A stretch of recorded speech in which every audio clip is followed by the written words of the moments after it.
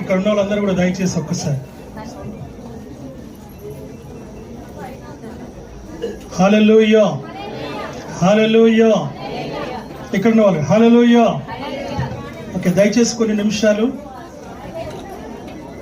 మా ఊరోళ్ళు మీ ఊరోళ్ళు మన ఊరోళ్ళు అందరూ దయచేసి ఒక్కసారి ఒక అర్ధ గంట సేపు మీరు సైలెంట్గా ఉంటే మనం కార్యక్రమాన్ని ముగించుకోవచ్చు. మీరు మాట్లాడుతూ ఉంటే 5 నిమిషాలు పెరుగుతుంది, మాట్లాడితే 5 నిమిషాలు పెరుగుతుంది, మీ ఇష్టం. కాబట్టి దయచేసి ఒక అర్ధ గంట సేపు మీరు సమయాన్ని నాకు కేటాయిస్తే కార్యక్రమం అంతా మెసేజ్తో పాటు గార్లాండ్స్, రింగ్స్ ఎక్స్చేంజ్ అన్నీ కూడా జరిగిపోతాయి. దయచేసి అమ్మా సపోర్ట్ చేయొద్దు. అనుముల జోయల్ అండ్ చుంచు మిషల్ వారిద్దరు కూడా 20 కుటుంబాలు ఏకముగా వారిద్దరిని కూడా మరి జతపరచడానికి లేక ప్రధానము చేయబడడానికి మరి తీసుకొని మరి ఈ యొక్క ఫంక్షన్కి తీసుకొచ్చారు. మరి 20 కుటుంబాలతో పాటు బంధుమిత్రులు అందరూ కూడా మరి ఈ యొక్క స్థలంలోనికి మనం కూడి వచ్చినాం గనుక ఈ సమయంలో మనము జాగ్రత్తగా దేవుని వాక్యాన్ని వినాలని మీకు నేను మనవి చేస్తూ ఉంటున్నాను. ఈ సమయంలో వారిద్దరు కూడా దేవుని యొక్క సన్నిధిలో వారు ఉంటూ ఉన్నారు. దేవుని వాక్యాన్ని జాగ్రత్తగా మనం వినాలని మనవి చేస్తూ ఉంటున్నాను. మనకు చిన్నప్పుడు స్కూల్లో ABCDలు నేర్పించేవారు, రైట్?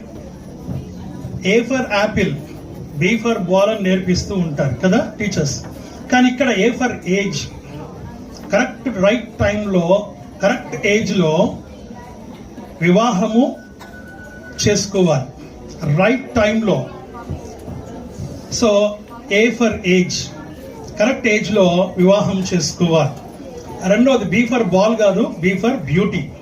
అయితే మనము మాట్లాడే బ్యూటీ అవుటర్ బ్యూటీ కాదు, ఇన్నర్ బ్యూటీ కావాలి. అనగా అంతరంగ సౌందర్యం కావాలి మనకి. సో ఈ సౌందర్యమును మనం చూడాలి. ఇక C అనగానే మనకందరికి గుర్తుకొచ్చేది, మనకందరికి బాగా కనెక్ట్ అయ్యేది, రుద్దుకునేది, బాగా క్యాస్ట్ ఫీలింగ్. ఇది మనం వదిలేయాలి. దీన్ని వదిలేస్తేనే తప్ప పరలోక రాజ్యానికి వారసత్వము దొరకదు. ఇక మూడోది డి అనగానే డాంకీ అనుకుంటారు, డాగ్ అనుకుంటారు. డాంకీ లేదు, డాగ్ లేదు. డౌరీ అనగా కట్నం ఎంత ఇస్తారు అనే దాని గురించి మాట్లాడుతూ ఉంటారు. సో ఇది కూడా పెళ్లిలో ఒక భాగంగా అందరికి మారిపోయింది.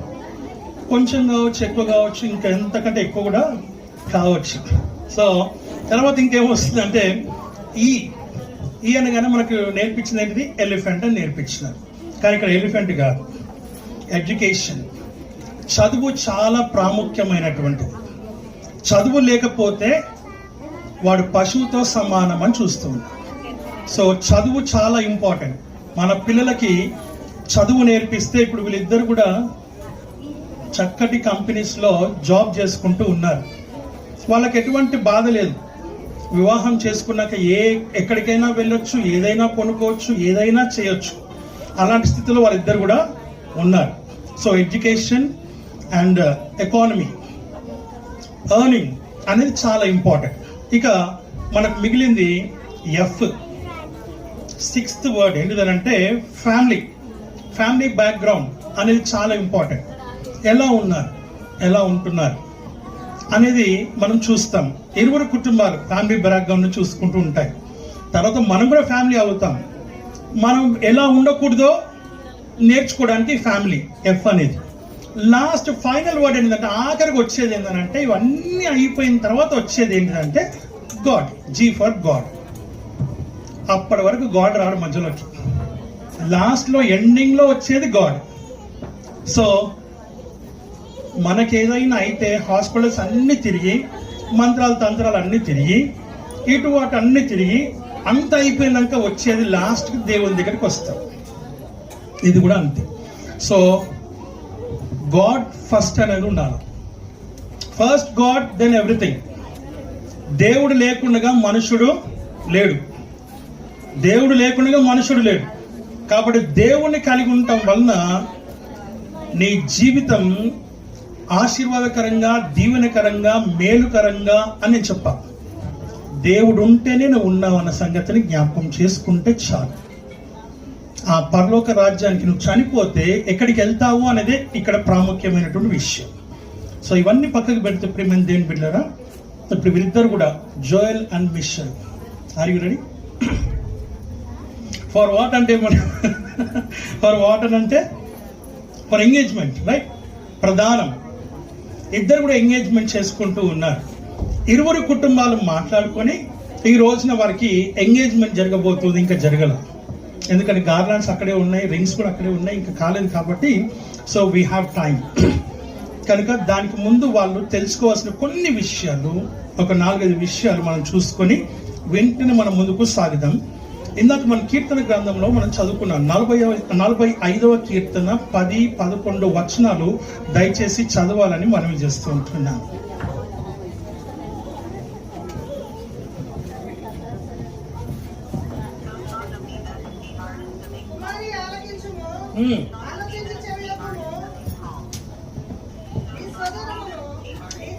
కుమారి ఆలకించుము, ఆలకించి చెవియొగ్గుము, నీ స్వజనమును నీ తండ్రి ఇంటిని మరువుము.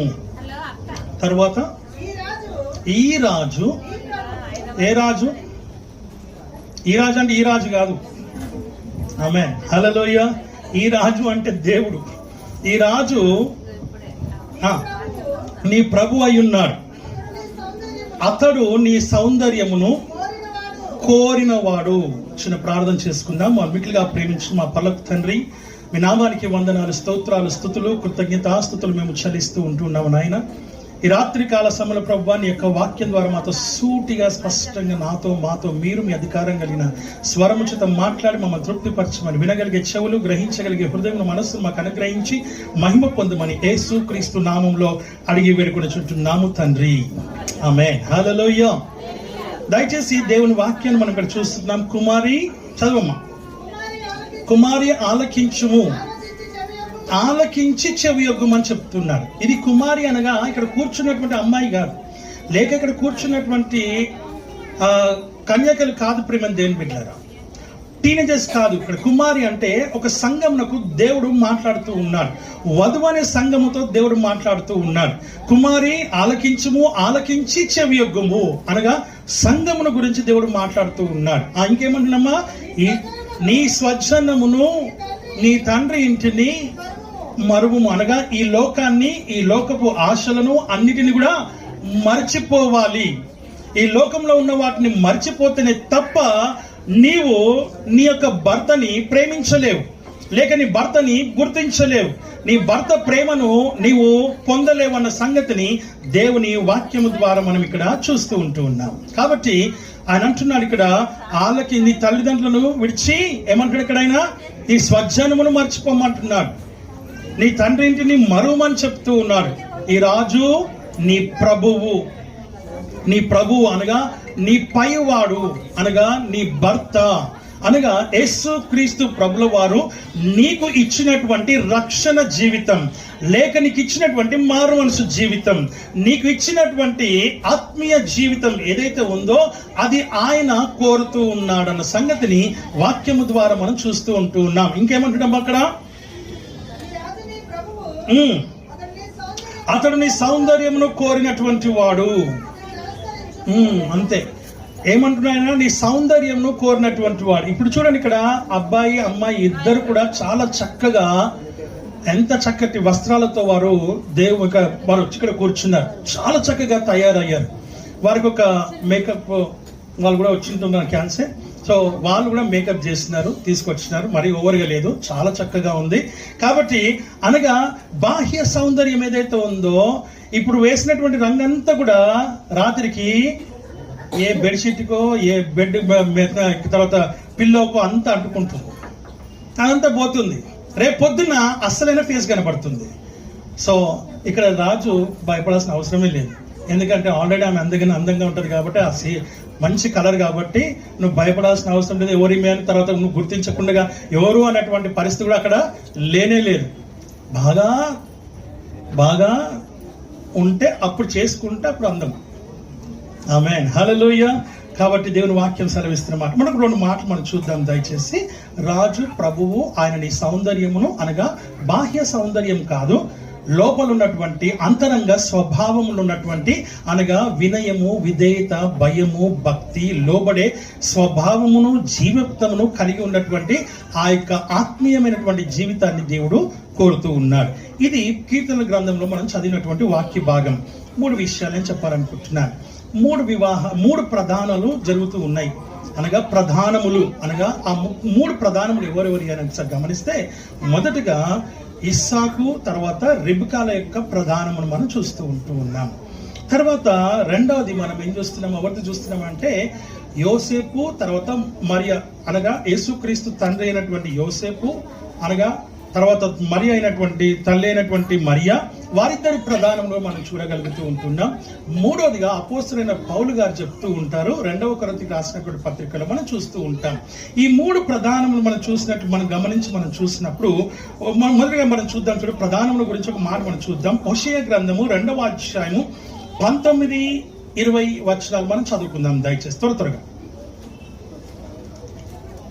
హోషేయ గ్రంథము 2వ అధ్యాయము 19వ వచనము 20వ వచనం మనం చదువుదాం. నీవు నిత్యము నాకుండునట్లుగా నేను నీతిని బట్టి తీర్పు తీర్చుట వలన, దయా దాక్షిణ్యములు చూపుట వలన నిన్ను ప్రదానము చేసుకొంటిని. దయా దాక్షిణ్యములు చూపుట వలన నేను నిన్ను ప్రదానము చేసుకొంటిని అని చెప్తూ ఉన్నాడు దేవుని వాక్యం. ఈ రోజున ప్రదానము చేసుకోవాలి. ఎవరి ద్వారా చేసుకోవాలి, ఎవరిని చేసుకోవాలి? దేవుని వాక్యం చెప్తూ ఉంది, దయా దాక్షిణ్యములను చూపుట వలన నేను నిన్ను ప్రదానము చేసుకుంటున్నాను. ఐఎమ్ ఎంగేజింగ్ యూ అని చెప్తూ ఉన్నాను. గనుక 20వ వచనం కూడా చదువుదాం ఒకసారి దయచేసి. నీవు యెహోవాను ఎరుగునట్లు నేను నమ్మకమును బట్టి మళ్ళొకసారి అండి. యెహోవాను ఎరుగునట్లు నేను నమ్మకమును బట్టి నిన్ను ప్రదానము చేసుకుంటున్నాను. నమ్మకమును బట్టి, మొదటిదేమో దయాదాక్షిణ్యమును బట్టి చేసుకుంటున్నాను. రెండోది నిన్ను నమ్ముట వలన, నువ్వు నమ్ముట వలన, నమ్మకమును బట్టి నేను నిన్ను ప్రదానము చేసుకొనుచున్నానని హోషేయ గ్రంథంలో దేవుని వాక్యము మనతో మాట్లాడుతూ ఉంది. ఈ విషయాలను మనం చాలా జాగ్రత్తగా గమనించి ప్రధానము చేసుకుంటున్నటువంటి వీరిద్దరు కూడా వట్టిగానే కూర్చోవడం కాదు, దేవుని వాక్యానికి అనుగుణంగా, దేవుని వాక్యానికి అనుసారముగా ఇది జరిగించబడాలని ఇక్కడ దేవుని వాక్యం చెప్తూ ఉంది. ఆమేన్, హల్లెలూయా. ఇక 2వ మాట మనం చూసినప్పుడు చూడండి, 2వ కొరింథీయులకు రాసినటువంటి పత్రిక చాప్టర్ 11 verse 2. లూకాసు వార్త 1వ అధ్యాయం 27వ వచనం. లూకాసు వార్త 1వ అధ్యాయం 27వ వచనం. దావీదు వంశస్థుడైన యోసేపు అనే ఒక పురుషునికి ప్రదానము చేయబడిన కన్యక యొద్దకు దేవుని చేత పంపబడెను. యోసేపునకు ప్రదానము చేయబడినటువంటి ఇంకేమంటున్నామా, ఆ కన్యక పేరు ఏంటిదంట? మరియా.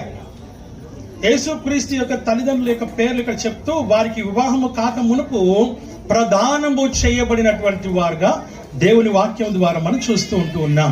ఇక మూడవదిగా మనం చూసినట్లయితే 2వ కొరింథీయులకు రాసినటువంటి పత్రిక 11వ అధ్యాయం 2వ వచనం మనం చూస్తూ ఉంటున్నాం. అక్కడ ఒక చక్కటి మాట చెప్తూ ఉంటాడు ఆయన. 2 Corinthians chapter 11 verse 2. ఆసక్తి కలిగి ఉన్నారు. ఎందుకనగా పవిత్రురాలైన కన్యకకు ఒక్కడే పురుషుణ్ణి అనగా క్రీస్తుకు సమర్పించవలనని మిమ్ములను నేను ప్రదానము చేసి తిని. ఎవరిని ప్రదానం చేసినాడు? సంఘమును క్రీస్తునకు ప్రదానము చేయబడినట్టుగా, ఒకే ఒక్క పురుషునికి ప్రదానము చేయబడినట్టుగా దేవుని వాక్యము ద్వారా మనం చూస్తూ ఉంటున్నాం. ఈనాటి కాలంలో మనం చూస్తున్నాం, ప్రధానమైన కర్మ పెళ్ళైనాక కూడా వెంటనే విడిపోయినటువంటి వాళ్ళు మనం చూస్తూ ఉన్నాం. వెంటనే ఇమ్మీడియట్ డెసిషన్స్ తీసుకుంటూ ఉన్నారు. ఈయన నాకు నచ్చలేదని, ఈమె నాకు నచ్చలేదని, నాకు నచ్చింది అనుకున్నాను కానీ నాకు తగినట్టుగా ఉంటాడు అనుకున్నాను కానీ, తగినట్టుగా ఉంటుంది అని అనుకున్నాను కానీ ఏమాత్రం కూడా లేదు గనక నాకు వద్దు అని సింపుల్ గా విడాకులు తీసుకుంటున్నారు, సింపుల్ గా వదిలేస్తూ ఉన్నారు, సింపుల్ గా అన్నిటినీ త్యాజిస్తూ ఉంటూ ఉన్నారు. మానవుని యొక్క జీవితం ఎంత భయంకరంగా మారిపోయింది. ఇందాక మనం విన్నాం రెవరెండ్ మరి డానియల్ గారు చెప్పినటువంటి మాట, సెల్ ఫోన్ విషయంలో ఇంకా వేరే వాటి విషయంలో చాలా విషయాలు చెప్పారు. సో అలాంటి భయంకరమైనటువంటి పరిస్థితుల్లో మనం ఇక్కడ ఉంటూ ఉన్నాం. దయచేసి ఆ విషయాన్ని మనం ఇక్కడ జ్ఞాపకం చేసుకోవాలి. ఒకే ఒక పురుషునికి ప్రదానము చేయబడినట్టుగా ఆ పురుషుడు ఎవరంటే యేసు క్రీస్తు ప్రభు. ప్రదానం చేయబడినటువంటి స్త్రీ ఎవరు అని అంటే సంఘము అని మనం ఇక్కడ జ్ఞాపకం చేసుకుంటూ ఉన్నాం. ఇప్పుడు వెనక్కి వచ్చేద్దాము. ఆదికాండము 24వ అధ్యాయంలోకి వచ్చినట్లయితే అక్కడ ఒక స్త్రీ మనకు కనబడతా ఉంది. ఎవరు ఆ స్త్రీ అని అంటే రెబెకాను గురించి మనం చూస్తూ ఉన్నాం. ఆ రెబెకాను గమనించి మనం చూసినప్పుడు ఎవరు ఈ రెబెకా అని ఒకసారి గమనిస్తే, ఇస్సాకు ఎవరిని అని గమనించి చూసినప్పుడు అబ్రహాము యొక్క కుమారుడైనటువంటి ఇస్సాకునకు ఒక కుమార్తెను ఇచ్చి వివాహము చేయడానికి ఆయన తన ప్రధాన దాసుడైనటువంటి ఎలియాజర్ను పిలిచి తన తొడ క్రింద చెయ్యి పెట్టి ప్రమాణము చేయించి అతన్ని తన యొక్క స్వజనుల యొద్దకు పంపినట్టుగా మనం చూస్తూ ఉన్నాం. అక్కడికి వెళ్ళి ఏం జరుగుతుంది అని అంటే ఈయన ప్రార్థన చేసుకుంటూ ఉన్నాడు. ఏమైనా ప్రార్థన చేసుకుంటున్నా అంటే, ఇదిగో నువ్వు అబ్రహాము దేవా, అబ్రహాం యొక్క యజమానుడా, ఇదిగో నీవు సైన్యంలోకి అధిపతి యెహోవావు, ఇదిగో నేనైతే అన్యుణ్ణి కాబట్టి దయచేసి నన్ను నా యజమాను నమ్మి ఇదిగో తన స్వజనుల దగ్గరికి నన్ను పంపిస్తూ ఉన్నారు. దయచేసి నాకు నీ సహాయము అవసరమని ఎవరిని అడుగుతున్నాడండి? అబ్రహాము దేవుణ్ణి ఒక అన్యుడు ప్రధాన దాసుడు అడుగుతూ ఉంటూ ఉన్నాడు.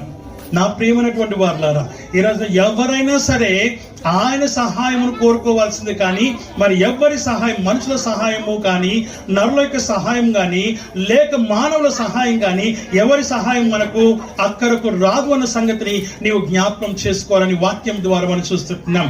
మనుషులను ఆశ్రయించకుండా, నరులను ఆశ్రయించకుండా యెహోవాను ఆశ్రయించట నీకు మేలు అంటూ ఉన్నాడు ఆయన. గనుక ఆయన దేవుని ఆశ్రయించాడు. కొండల తరపున కళ్ళెత్తుచున్నాను, ఎక్కడి నుంచి నాకు సహాయము కలుగునంటే యెహోవా వలననే నాకు సహాయం. ఎస్, దేవుడు మనకు ఆశ్రయంలో దుర్గమున అయినాడు. ఆపత్కాలంలో ఆయన నమ్ముకోదగిన సహాయకుడని, నమ్ముకోదగినటువంటి వాడని దేవుని వాక్యం ద్వారా మనం చూస్తూ ఉంటున్నాం. ఆయన తన స్వజనుల దగ్గరికి పంపించినప్పుడు ఆయన నీళ్లు చేదడానికి, అప్పుడు ఇశ్రాయేలు దేశంలో ఉండేటువంటి పరిస్థితి ఏంటని ఒకసారి గమనిస్తే అక్కడ అన్ని కూడా బావులు ఉండేవి. ఏం బావులు ఉండేవి అని అంటే ఒక్కసారి మనం జ్ఞాపకం చేసుకోవాలి. అమ్మా అలా చేయకండి.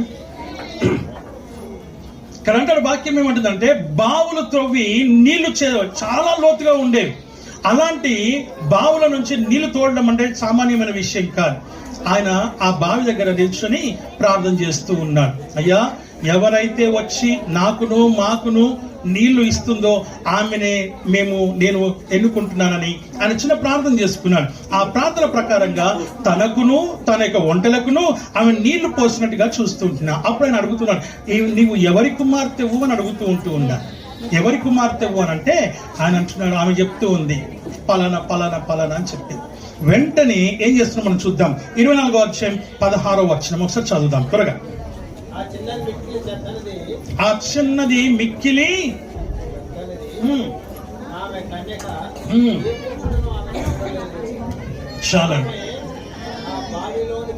చాలండి. ఈ చిన్నది చక్కనిది, చాలా చక్కనిది అని చెప్తుంది వాక్యం. ఈ చిన్నది చాలా చక్కనిది. ఇందాక మనం చూసినాం కదా, బ్యూటీ చాలా చక్కగా ఉంది, చాలా అందంగా ఉంది అమ్మాయి. అయితే ఇంకో మాట కూడా ఆమె గురించి చెప్పబడుతుంది ఏమంటే, ఏ పురుషుడును ఆమెను కూడలేదు అని చెప్తుంది అక్కడ వాక్య భాగం. ఈనాడు ప్రేమ దేవుని ఈ వాక్య భాగంలో ఒకసారి మనం గమనించి మనం చూసినప్పుడు ప్రతి స్త్రీ, ప్రతి పురుషుడు ఎలా ఉండాలి, వారి జీవితం ఎలా ఉండాలి వివాహము నీ తల్లిదండ్రులు నీకు వివాహము చేసే వరకు, లేదా వారు నీకు ఒక అమ్మాయినో అబ్బాయినో చూసే వరకు నీవు నీ యొక్క కన్యత్వమును జాగ్రత్తగా కాపాడుకోవాలని, నీ శరీరమును జాగ్రత్తగా కాపాడుకోవాలని, నీ జీవితంను జాగ్రత్తగా కాపాడుకోవాలని, నీ ఆలోచనలు, నీ తలంపులు, నీ హృదయముని, నీ మనస్సును, వాటిలో ఉన్న ఆలోచన తలంపులు యావత్తు కూడా నువ్వు జాగ్రత్తగా భద్రపరచుకోవాలని, జాగ్రత్తగా చూచుకోవాలని, లేక నువ్వు భద్రముగా ఉంచుకోవాలని దేవుని వాక్యము ద్వారా మనం ఇక్కడ గమనిస్తూ ఉంటూ ఉన్నాం. వట్టిగానే ఇప్పుడు మనము ఎవరితోనూ మాట్లాడినంత మాత్రాన, లేకపోతే వారిని చేతో చేయబట్టుకున్నంత మాత్రం, ఇంకా అలాగే ఏదైనా ఫిజికల్ గా మనం ఇది పోయినంత మాత్రాన కాదు. నీవు ఆలోచనలో, నీ తలంపులో ఎప్పుడైతే వస్తూ ఉందో అప్పుడే నువ్వు కమిట్ అయిపోయినావు అన్న సంగతిని జ్ఞాపకం చేసుకోవాలి. ఎందుకనంటే when you have a thought in your mind, when you have a thought in your heart, when you have a thought in your mind, దేవుని వాక్యం ఏం చెప్తుందంటే నువ్వు ఎప్పుడైతే నీ మనసులో, నీ హృదయంలో ఆలోచన ఎప్పుడైతే వస్తుందో అప్పుడే నువ్వు కమిట్ అయిపోయినట్టే. సో ఇది చాలా భయంకరమైన విషయం అని దేవుని వాక్యం చెప్తుంది. అందుకని ఇక్కడ వాక్యం అంటుంది, ఆమెను ఏ పురుషుడు కూడా ఏం చేయలేదంట, కూడలేదు అని చెప్తూ ఉన్నాడు. ఎంత చక్కటి మాట. ఈ రోజున నువ్వు ఎంత పవిత్రంగా ఉన్నావు అనేది ముఖ్యం, నువ్వు ఎంత పరిశుద్ధంగా ఉన్నావు అనేది ముఖ్యం, నువ్వు ఎంత జాగ్రత్తగా ఉన్నావు అనేది ముఖ్యం. నీ హృదయం, శరీరం పక్కకి పెట్టేసాం కాసేపటికి, శరీరంతో ఇప్పుడు పని లేదు, ఫిజికల్ గా మనకి ఇప్పుడు ఏం పని లేదు. నీ హృదయ ప్రకారంగా, నీ మనస్సు ప్రకారంగా, నీ ఆలోచనలు, నీ తలంపులు నిజంగా పరిశుద్ధమైనవిగా ఉన్నాయా, పవిత్రమైనవిగా ఉన్నాయా? ఆమేన్, హల్లెలూయా. వాక్యం చెప్తున్న మాట మనం ఇక్కడ చూస్తున్నాం. స్కూల్లో, కాలేజ్లో, తర్వాత జాబ్లో, ఎక్కడ పడితే అక్కడ దేవుని వాక్యం సెలవిస్తా ఉంది. చాలా జాగ్రత్తగా నువ్వు ఉండాలని వాక్యం ద్వారా మనం ఇక్కడ గమనిస్తూ ఉంటూ ఉన్నాం. ఇక రెండో మాట మనం చూసినప్పుడు 22వ వచనంలో అంటాడు అక్కడ, ఆయన చదవండి. ఒంటె త్రాగుట అయిన తర్వాత ఆ మనుష్యుడు ఎంత అరతులం షరా అరతులం యొక్క కాదు, ఒక్కసారి చూడండి, మళ్ళీ ఒకసారి ఎక్కువ 24-22 తర్వాత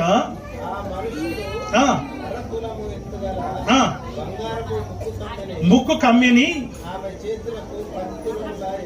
ఆమె చేతులకు 10 తులములు ఎత్తుగల 2 బంగారు కడియములను, గాజులు కాదు కడియములంట, తీసి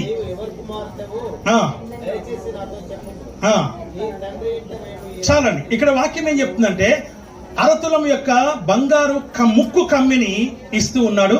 రెండోది 2 బంగారు కడియాలు, ఒక్కొక్కటి 10 తులాలు బంగారు కడియాలు ఇస్తూ ఉన్నాడు. ఈ విషయాన్ని మనం ఒకసారి జ్ఞాపకం చేసుకుంటే ప్రధానమునకు తీసుకొని రావాల్సినటువంటి వస్తువులు ఇక్కడ మనకి ఇక్కడ కనబడుతూ ఉంటూ ఉన్నాయి. ఈ మాట ఇంకా 53వ వచనం కూడా చదువుదాం ఒకసారి త్వరగా. 53వ వచనం, ఆ తర్వాత 63వ వచనం. తర్వాత సేవకుడు వెండి నగలను, బంగారు నగలను, వస్త్రములను తీసి రిబికాకు ఇచ్చెను. ఎవరిస్తున్నారు? ఎలియాజరు బంగారు వస్తువులను, వెండి వస్తువులను, అలాగనే ధరించుకోవడానికి వస్త్రములను తీసుకొని వచ్చి ఆమెకు ఇచ్చి, ప్రేమ దేవుని బిడ్డలారా, ఆమెతో మాట్లాడుతున్నట్టుగా దేవుని వాక్యము ద్వారా మనం ఇక్కడ గమనిస్తూ ఉంటూ ఉన్నాం. ఇక ఆఖరిగా మనం చూద్దాం, ఒక మాట చూద్దాం దయచేసి. 61వ వచనం చదవండి. 61, 63వ వచనం కూడా చదవాలని మనం చేస్తూ వచ్చినాం. 61వ వచనం.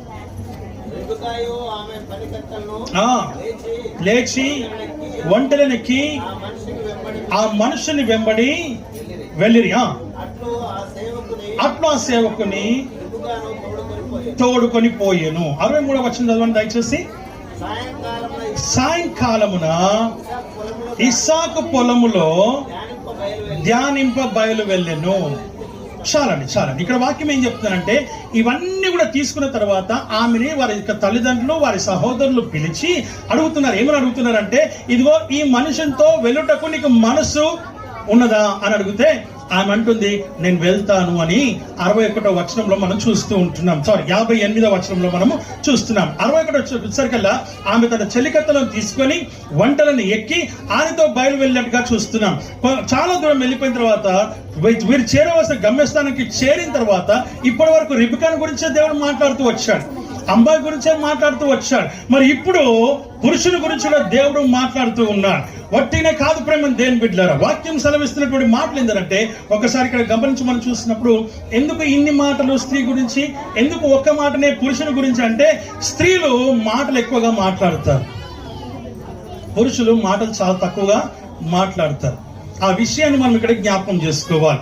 ఈ 63వ వచనం ఒకసారి మనం గమనించి మనం చూస్తే ఇస్సాకు తన యొక్క పొలములోనికి వెళ్ళి ఏం చేస్తున్నాడంటండి, ఏం చేస్తున్నాడు, ధ్యానం చేస్తూ ఉన్నాడు. ఏం ధ్యానం చేస్తున్నాడు అని అంటే ఆయన దేవుని సన్నిధిలో ప్రార్థన చేస్తూ ఉన్నాడు, దేవుని సన్నిధిలో విజ్ఞాపన చేస్తూ ఉన్నాడు, దేవుని సన్నిధిలో ఆయన దేవుని ధ్యానం చేస్తూ ఉన్నాడు.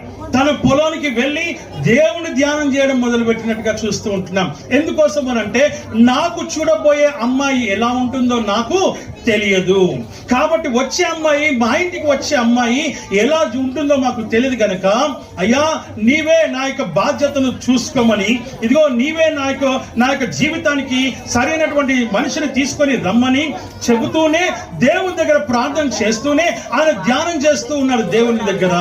ఈ విషయాన్ని మనం ఇక్కడ జ్ఞాపకం చేసుకోవాలి. ప్రతి పురుషుడు, ప్రతి స్త్రీ, ప్రతి యవనస్తుడు దేవుని దగ్గర ప్రార్థన చేసి వివాహానికి ప్రధానమునకు సిద్ధపడాలని వాక్యము ద్వారా మనం ఇక్కడ గమనిస్తున్నాం. Without prayer, without asking God, if you are, దేవుని వాక్యం సెలవిస్తున్న మాట మనం చూస్తున్నాం. నా ప్రియమైనటువంటి వారిలో ప్రతి యవనస్తురాలు ప్రార్థన చేసుకోవాలి, ప్రతి యవనస్తుడు ప్రార్థన చేసుకోవాలి. అయ్యా నాకు నీకు అనుకూలమైన, నీకు ప్రియమైన, నీకు ఇష్టమైన, నిన్ను ప్రేమించేటువంటి కుమార్తెను, నిన్ను ప్రేమించేటువంటి కుమారుని నా జీవితానికి ప్రభువా నాకు ప్రదానము చేయమని దేవుణ్ణి మనము అడగాలి. ఈ ప్రార్థన చేసుకోవడంలో తప్పేమీ లేదు. దేవుని వాక్యం సెలవిస్తున్నటువంటి మాటలు మనం ఇక్కడ చూస్తూ ఉంటున్నాం. ఇవన్నీ కూడా ప్రేమ దేవుని బిడ్డల నుండి జీవితంలో చేయకపోతే ఇవన్నీ ఎవరు పాటిస్తున్నారండి? ఇవాళ రేపు ఎవరు పాటించట్లేదు. అందుకే ఈ వాక్యం మీతో మాట్లాడుతున్నాను. ఇక్కడ చాలా మంది యవనస్తులు ఉన్నారు, చాలా మంది యవనస్తులు కూడా ఇక్కడ ఉంటూ ఉన్నారు. అందుకే దేవుని వాక్యం మీతో మాట్లాడుతూ ఉంది. నీ ఇష్టానుసారంగా కాదు, దేవుని చిత్తానుసారంగా నువ్వు వెళ్ళాలి, దేవునికి అనుగుణంగా నువ్వు ఉండాలి, దేవునికి ఇష్టమైనటువంటి బ్రతుకులోనికి నువ్వు వెళ్ళినట్లయితే నీ జీవితము నీ యొక్క సమాధానకరంగా, దీవెనకరంగా ఉంటుందన్న సంగతిని జ్ఞాపకం చేసుకోవాలని మీకు నేను మనవి చేస్తున్నాం. ఇక్కడ 5 విషయాలనే వాటిని చూసుకుని మనం ముగించేసుకుందాం. మొదటిగా మనం చూస్తున్నాం ఏంటంటే బంగారము. ఏంటంటమ్మా అమ్మ కూర్చోండి. బంగారం గురించి మనం చూస్తున్నాం. ఈ బంగారము పవిత్రతకును పరిశుద్ధతకును సాదృశ్యంగా మనం ఇక్కడ చూస్తూ ఉంటున్నాం. రెండవది వెండి కూడా మనం చూస్తున్నాం. ఈ వెండి దేనికి సాదృశ్యం అంటే విమోచనకును విడుదలకును సాదృశ్యంగా మనం చూస్తున్నాం. కారణం ఏంటిదనంటే నీ యొక్క పాపపు జీవితంలో నుంచి, శాపపు జీవితంలో నుంచి దేవుడు తన క్రయధనమును చెల్లించి నీకు విమోచనయు విడుదలయు కలుగజేసినట్టుగా చూస్తూ ఉంటున్నాం. ఇక మూడవది వస్త్రములను గురించి మనం చూస్తున్నాం. ఈ వస్త్రములు మీరు ధరించినవి వీరి ప్రేమ దేని బిడ్డలారా వాక్యం ద్వారా మనం ఇక్కడ గమనించి చూసినప్పుడు రక్షణ వస్త్రము, స్తుతి వస్త్రము, ఉల్లాస వస్త్రము, సంతోష వస్త్రము కలిగిన వారై ఉండాలని దేవుని వాక్యము ద్వారా మనం ఇక్కడ గమనిస్తూ ఉంటూ ఉన్నాం. హల్లెలూయా, హల్లెలూయా. ఇక నాలుగోదిగా మనం చూసినప్పుడు ఫలములు కూడా ఉన్నాయి. ఇక్కడ ఏమున్నాయండి? ఫలములు కూడా ఉన్నాయి. అయితే ఇక్కడ ఎందుకు ఫలములు తీసుకొచ్చారు అని ఒకసారి గమనిస్తే మనకు గలతీయులకు రాసినటువంటి పత్రికలో మనం చూస్తూ ఉంటున్నాం. ఏంటిది ఏమున్నది అక్కడ? ఆత్మీయమైనటువంటి ఫలముల గురించి మనం చూస్తూ ఉంటున్నాం కదండి. ఆ ఆత్మీయ ఫలములు కలిగిన వారై ఉండాలి. ఎవరు? ఈ ఇద్దరు కూడా ఆ ఆత్మీయ ఫలములు కలిగిన వారై ఉండాలని వాక్యం ద్వారా చూస్తున్నాం. ఇక 5వదిగా మనం చూస్తున్నాం, ఇక్కడ పువ్వులు కూడా ఉన్నాయి అనుకుంటున్నా, క్యాల్సి గార్లాండ్స్ ఉన్నాయి అనగా పువ్వులు కూడా ఉన్నాయి. ఈ పువ్వులు దేనికి సాదృశ్యం అని అంటే నీ జీవితము పరిమళ సువాసనగా వెదజల్లడానికి. దేనికంటండి?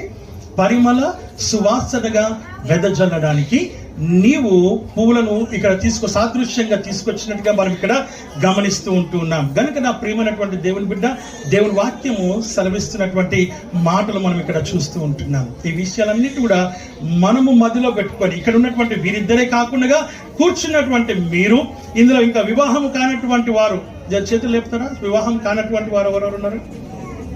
కానివారు సిగ్గుపడుతున్నారు, చాలా సిగ్గుపడుతున్నారు. హల్లెలూయా. మేము ఎప్పుడు కూర్చుంటామా ఇక్కడ? పర్వాలేదు, వచ్చేస్తారు. దగ్గరలోనే ఉన్నారు, ఇంకొక కిలోమీటర్ దూరంలో ఉన్నారు, అంతే. హల్లెలూయా.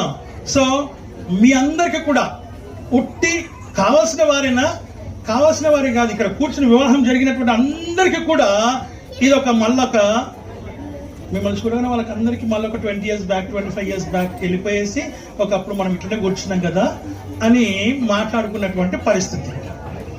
నేను కూడా ఇట్లనే ఉండే. ఆమేన్. హల్లెలూయా. ఒక చిన్న జోక్ నేను చెప్పేసి నేను ముగించేస్తానండి. అంటే మనకు షార్ట్స్లో వస్తూ ఉంటాయి కదా. ఆ అమ్మాయి అడుగుతుంది, అండి మన ఇద్దరం పెళ్లి చేసుకొని 10 సంవత్సరాలు అయిపోయింది, ఈ 10 సంవత్సరాలు అయింది కదా, అప్పుడు నన్ను చూసినప్పుడు నీకు ఏమనిపించింది అనగానే వాడు అది సౌదలు తీస్తూ ఉంటాడు. ఆ సౌద ఒకటి పట్టుకొని, ఇది ఎక్కడికి వెళ్ళి తీసుకొచ్చినా నేను దీన్ని, ఇది నేను ఎందుకు తీసుకొచ్చినా, దీన్ని రిటర్న్ కూడా నేను చేయలేను, ఏం చేయాలని నాకు అర్థం కావట్లేదు, ఏందో మా అమ్మ మాట నేను వినలేదు అసలు, ఇప్పుడు దీన్ని ఎట్లా వాపస్ చేయాలా, దీన్ని ఎట్లా నేను రీప్లేస్ చేయాలా, ఏం చేస్తే రీప్లేస్మెంట్ అవుతుంది, అనవసరంగా తీసుకొచ్చుకున్నా నేను, ఇప్పుడు మళ్ళీ షాప్ దగ్గరికి పోవాలి. అలాంటి పరిస్థితి మీకు రాకూడదు. నువ్వు అడగొద్దు, ఆయన మాట నేను అనకూడదు. ఆమేన్. హల్లెలూయా. ఇది జోక్ వరకే, నవ్వుకోవడానికి మాత్రమే. కాబట్టి ఆ విషయాన్ని జ్ఞాపకం చేసుకొని రీప్లేస్మెంట్లు వద్దండి. రీప్లేస్మెంట్లు ఈ మధ్యలో చాలా జరుగుతున్నాయి.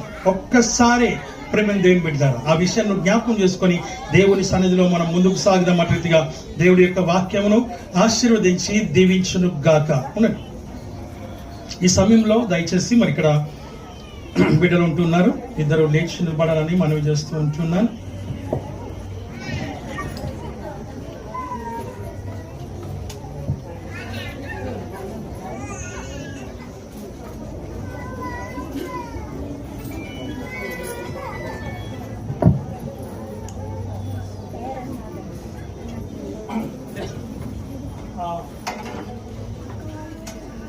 పాస్టర్ గారు ముందుకు రావాలని మనవి చేస్తున్నాను.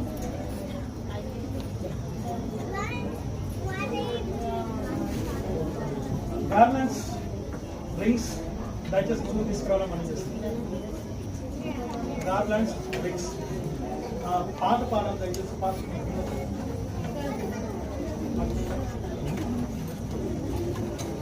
పరిశుద్ధ పరిశుద్ధ ప్రభు అనే పాట పాడుతూ ఉండగా మరి సమయంలో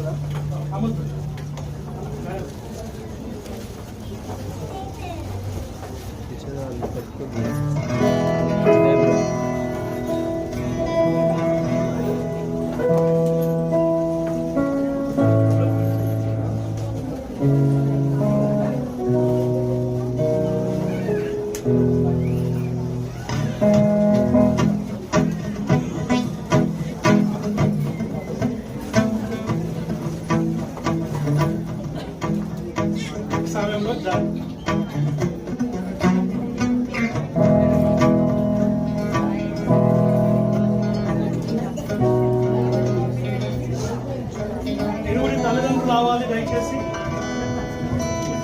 జోయల్ వాళ్ళ మదర్ ఫాదర్, అలాగే మిషల్ మదర్ ఫాదర్ రావాలని మనవి చేస్తూ ఉంటున్నాం.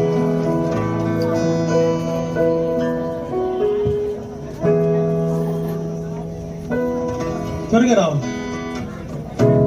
షారన్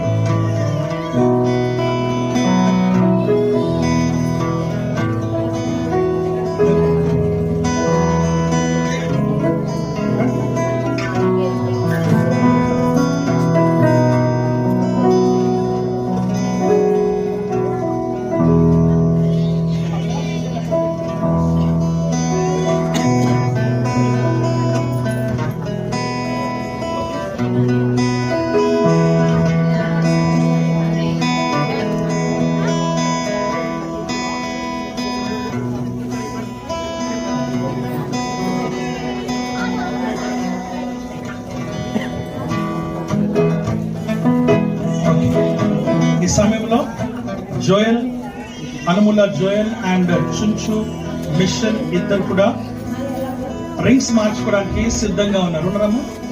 రెడీయా? ప్రిపేర్ అయ్యారా? ప్రిపేర్ అయ్యావా? ఓకే, మంచిది. ఈ నిశ్చితార్థ సమయంలో దయచేసి మనము జాగ్రత్తగా రింగ్స్ మనం చూస్తూ ఉంటూ ఉన్నాం. దీని గురించి చిన్న ప్రార్థన చేసుకుందాం. రింగ్స్ గురించి దయచేసి మన రీతిగా పాస్టర్ వచ్చిన ప్రార్థన చేస్తాం.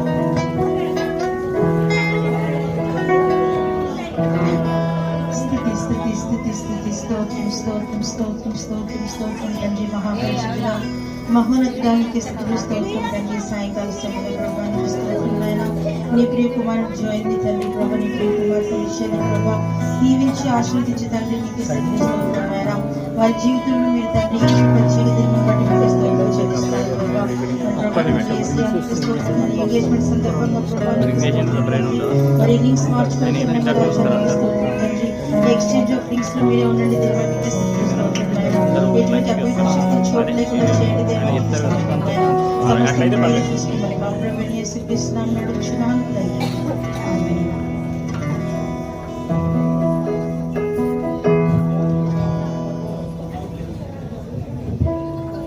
ఓకే, రింగ్స్ తీసుకో.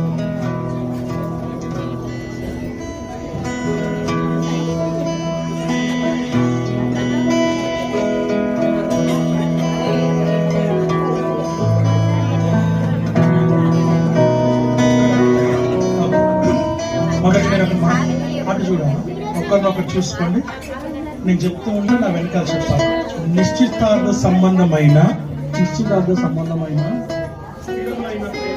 స్థిరమైన ప్రేమకు సూచనగా నిత్యమైన నమ్మకమునకు గుర్తుగా ఈ రింగును నీకు ధరింపజేయు.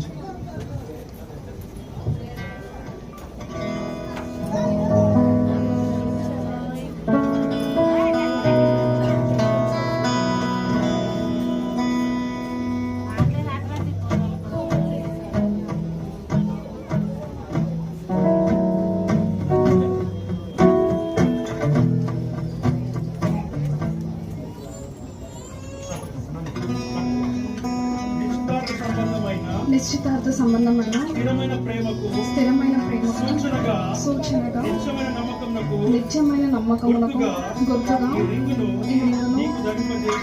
నీకు ధరింపజేయుచు.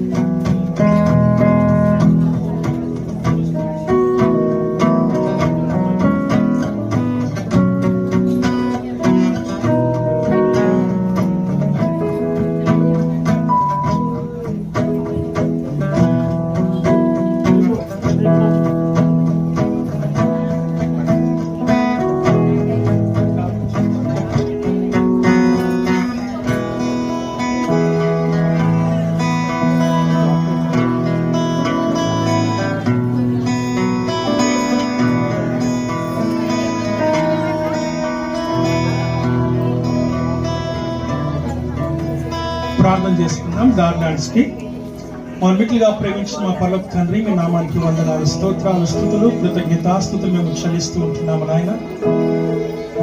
ఈ సమయంలో ప్రభువా, ఇప్పటి వరకు నీ ప్రియబిడ్డలు వారు సూచనగా గుర్తుగా ఉంగరములను ప్రభువా నిజమైన ప్రేమకు సాదృశ్యంగా తండ్రి ప్రభువా వారు మార్చుకున్నారు. ఈ గార్లాండ్స్ ప్రభువా పువ్వులను వారు ధరించుకుంటూ ఉండగా ఒకరికి ఒకరు పరిమళ సువాసనగా ఉండుటకు, వెదజల్లబడుటకు, అనగా వారి జీవితంలో సువాసన కలిగి ఉండుటకు సహాయం చేయమని తండ్రి యొక్కయు కుమారుని యొక్కయు పరిశుద్ధాత్మక నామమున ప్రతిష్ఠిస్తున్నాం ప్రభువా. మీరే ఆశీర్వదించి దీవించి మహిమ పొందుమని యేసు నామములో అర్చుచున్నాము తండ్రి. ఆమేన్.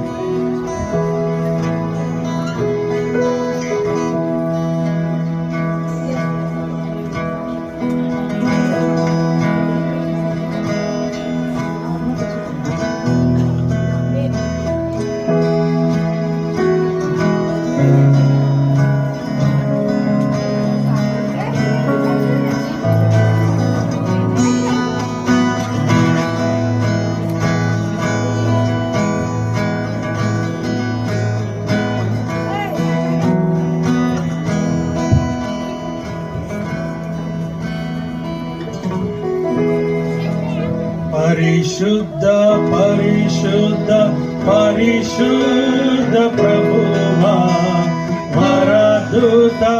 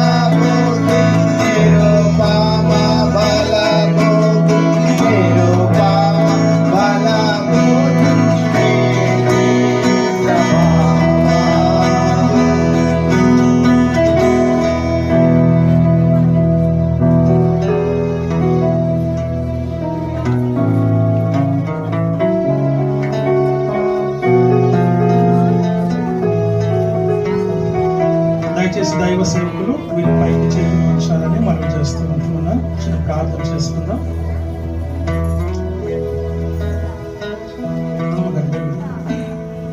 స్తోత్రం ప్రభువా, నామానికి వందనాలు, స్తోత్రాలు, స్తుతులు, కృతజ్ఞతాస్తుతులు మేము చెల్లిస్తూ ఉంటున్నాము నాయన.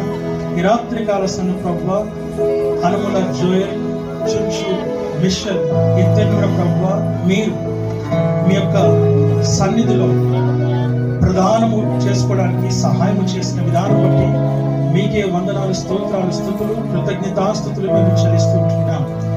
ఇలాగున అద్భుతంగా, ఆశీర్వాదకరముగా, దీవెనకరముగా, మేలుకరంగా, ఆనందముగా, సంతోషముగా, ఉల్లాసముగా అనేకుల మధ్యలో, బంధుమిత్రాదుల మధ్యలో, సంఘము మధ్యలో ప్రతి యవనస్తుడు, ప్రతి యవనస్తురాలు ప్రభువా వివాహము చేసుకోవడానికి లేక ప్రదానము చేసుకోవడానికి వారు సిద్ధపడటకు సహాయం చేయండి అయ్యా. నీకే వందనాలు చెల్లిస్తున్నా.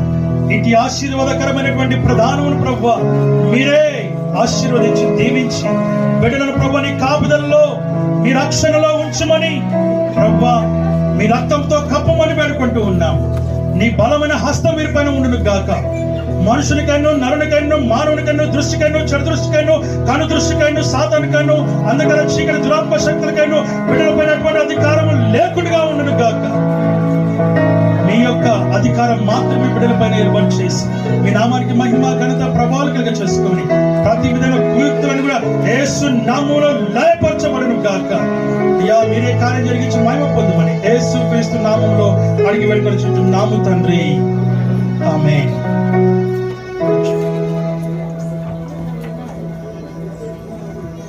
ఈ సమయంలో మరి రెవరెండ్ డానియల్ గారు అలాగనే మరి ఆమోసయ్య గారు ఇద్దరు కూడా ప్రార్థన చేస్తారు. ఆ తర్వాత ఆశీర్వాదంతో మనం ముగించుకుందాం. ప్రార్థన చేసుకుందాం. మస్తుతుల మీద ఆశీనుడు తండ్రి స్తోత్రాలు, వందనాలు చెల్లిస్తున్నాం నాయన.